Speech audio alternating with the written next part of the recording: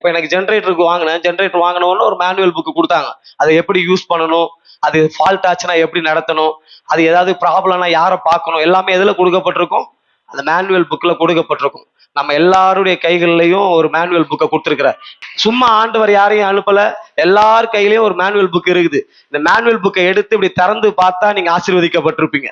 உனக்கு எங்க டேமேஜ் இருக்குது, எங்க பிரச்சனை இருக்குது, எங்க போராட்டம் இருக்குது. ஒரு சின்ன குழந்தை பிறந்ததுல இருந்து அது வாலிப பிராயம், அதோடைய கல்யாணம், அதுக்கப்புறம் அதுக்கு குழந்தை, அது பெற்றோரா மாறுறது, அது தாத்தா பாட்டியா மாறுறது, கடைசியா எங்க போய் சேரப்போகுது, எல்லாத்தையும் இந்த மேனுவல் புக்ல கர்த்தர் கொடுத்திருக்கிறாரு.